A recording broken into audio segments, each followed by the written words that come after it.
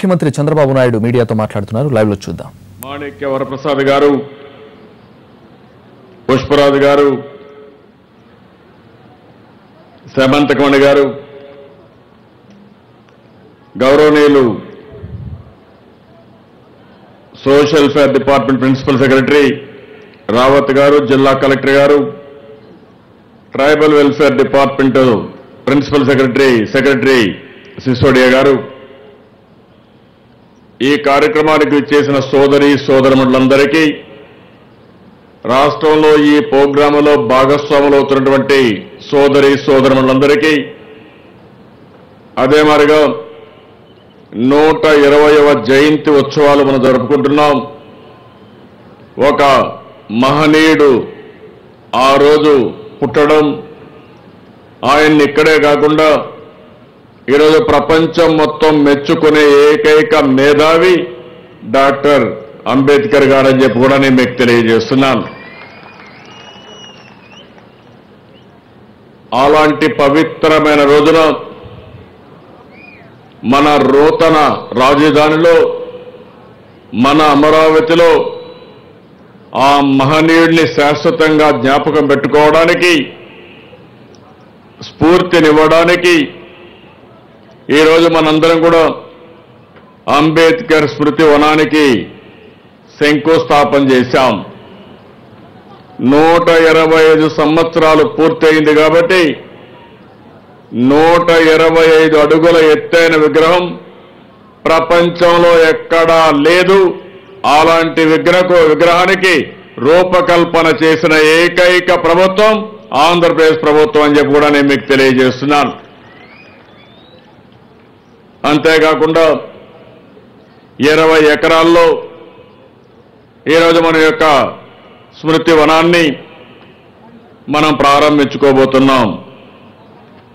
ఈరోజు ఒక్కొక్కసారి ఎంతో మంది పుడతారు, ఎంతో మంది చనిపోతారు. ప్రజల గుండెల్లో శిరస్సాయిగా కొంతమందే ఉంటారు.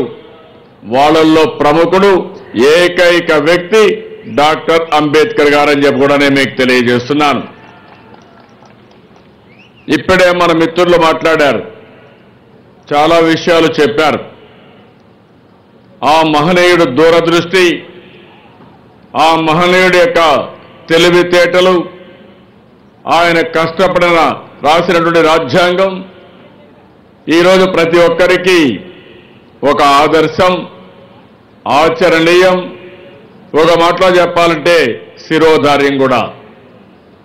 అందుకనే ఈ దేశంలో, ఒక ప్రజాస్వామ్య దేశంలో ఎన్నో సమస్యలు వచ్చినా, ఎన్నో ఒడిదుడుకులు వచ్చినా రాజ్యాంగాన్ని మనం గౌరవిస్తున్నామంటే ఆ రాజ్యాంగంలో ఆయన పొందుపరిచిన విషయాలు మనం చూసినప్పుడు ఇది ప్రతి ఒక్కరు కూడా ఆమోదయోగ్యంగా భావించే పరిస్థితి వచ్చింది. అలాంటి మహనీయుడిని మనం ఎప్పటికీ శాశ్వతంగా గుర్తుపెట్టుకోవాల్సిన అవసరం ఉంది. ఇంకొక పక్క మీరు ఒక్కసారి ఆలోచిస్తే, అంబేద్కర్ గారు ఒక దళిత కుటుంబంలో పుట్టారు, మామూలు కుటుంబంలో పుట్టారు. ఆ రోజుల్లో, ఇప్పుడు కూడా కొన్ని ప్రాంతాల్లో దళితులు పడే అవమానాల్ని ఆయన కూడా భరించారు. ఆ విషయం కూడా మనం గుర్తుపెట్టుకోవాల్సిన అవసరం ఉంది. అయితే అవమానాలు ఉన్నాయని కృంగిపోలేదు, దిగులు పడలేదు, అట్లని చెప్పి ఎక్కడ కూడా రాజీ పడలేదు. ఆ మహనీయుడు ఆలోచించింది, ఆ సమస్యలపైన కొన్ని సందర్భాల్లో బాధపడ్డారు. ఒకసారి చూస్తే ఆయన సోదరుడు గోరేగావ్ గ్రామంలో ఒక గుర్రపు బండి ఎక్కారు. ఎక్కినప్పుడు ఏం మాట్లాడలేదు, కానీ దారిలో ప్రయాణం చేస్తూ ఉంటే మీ కులం ఏంటని అడిగారు. అడిగినప్పుడు మేము ఆయన దళితులమని చెప్తే, మీరు దళితులు ఎక్కారు, ఈ గుర్రపు బండి కలుషితం అయిపోయింది, మీరు దిగేళ్ళిపోమని అర్ధాంతంగా ఇద్దరు ఇచ్చేసిన సందర్భం. చాలా బాధపడ్డాడు, ఏంటి ఇదని. అలాంటి సందర్భం కూడా మనం చూసుకోవాల్సిన అవసరం ఉంది. ఇంకోసారి మీరు చూసే స్కూల్లో చిన్నప్పుడు చిన్న పిల్లల మనోభావం, ఆ రోజు స్కూల్లో కూర్చుంటే ఒక బ్లాక్ బోర్డు మీద టీచర్ పిలిచి, ఎవరైనా మీలో ఈ బ్లాక్ బోర్డు మీద మొత్తం మీరు నేర్చుకుని ఎక్స్ప్లెయిన్ చేయగలుగుతారా మిగిలిన వాళ్ళకంటే ఎవ్వరూ ముందుకు రాలేదు. అప్పుడు అంబేద్కర్ గారు ముందుకు వచ్చారు. ముందుకొస్తే ఏదైతే ముందుకు పోయేటప్పుడు అక్కడ పక్కన టిఫిన్ క్యారియర్లు పెడితే అది దాటి ముందుకు పోవాలంటే, నువ్వు ఇక్కడికి వస్తున్నావు, మా యొక్క టిఫిన్ క్యారియర్ అన్ని కలుషితం అయిపోతాయని అందరూ అడ్డం పడే పరిస్థితి వచ్చింది. ఆ నుంచి అవమానించారు, మాట్లాడలేకుండా చేశారు. ఇలాంటి సంఘటనలు, చాలా సంఘటనలు ఆయన జీవితంలో జరిగాయి. అందుకనే మీరందరూ గుర్తుపెట్టుకోవాల్సిన అవసరం ఉంది. ఈరోజు అంబేద్కర్ గారు ఒక వ్యక్తి కాదు, ఒక వ్యవస్థ, ఒక శక్తి. శాశ్వతంగా పేదవారి గుండెల్లో నిలబడే వ్యక్తి, వెలుగు తీసుకొచ్చే వ్యక్తి అంబేద్కర్ గారు. అందుకే మనం అందరం కూడా జై భీమ్ అని నినదిస్తున్నాం. నేను మిమ్మల్ని అందరినీ ఒకటే కోరుతున్నాను, ఈ స్ఫూర్తి శాశ్వతంగా ముందుకు తీసుకుపోవాల్సిన అవసరం ఉంది.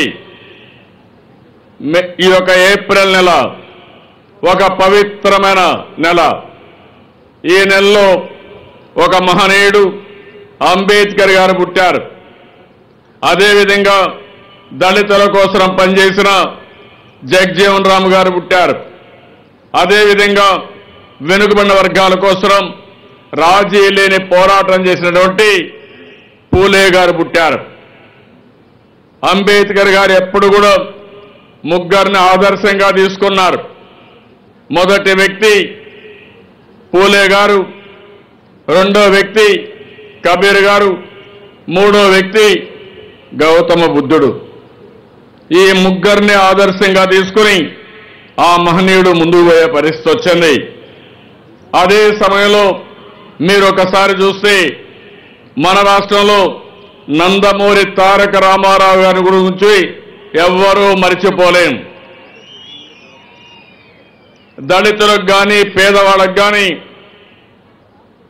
వీళ్ళు యాచకులు కాదు, రాజ్యాంగబద్ధంగా వీళ్ళకి న్యాయం జరగాలి, మామూలు వ్యక్తుల కంటే కూడా వీళ్ళు మిన్నగా చూడాలని మొట్టమొదటిసారిగా ఎన్టీఆర్ని మీరు చూస్తే సంక్షేమ కార్యక్రమాలు తీసుకొచ్చి పేదవాళ్లకు తిండి పెట్టిన ఏకైక నాయకుడు, ₹2 కేజీ బియ్యం తీసుకొచ్చిన నాయకుడు ఎన్టీ రామారావు గారు. వీళ్ళు ఉండవలసింది పేద ఇళ్లలో కాదు, పక్కా ఇళ్లు ఉండాలి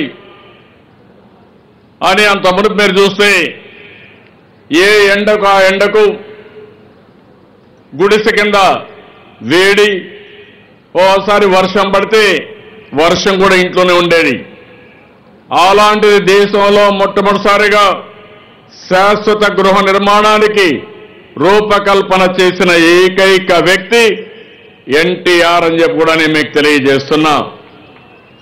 అంతేకాదు, ఆ రోజు ఆయన ఆలోచించాడు, పేదరిక నిర్మూలన చదువుతోనే సాధ్యం.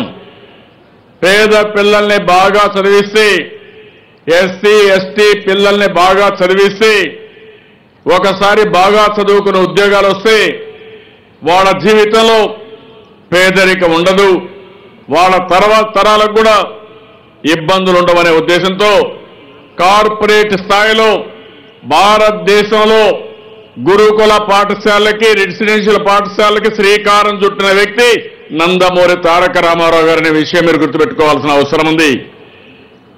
ఆయనకి ఎప్పుడూ ఒక ఆదర్శం.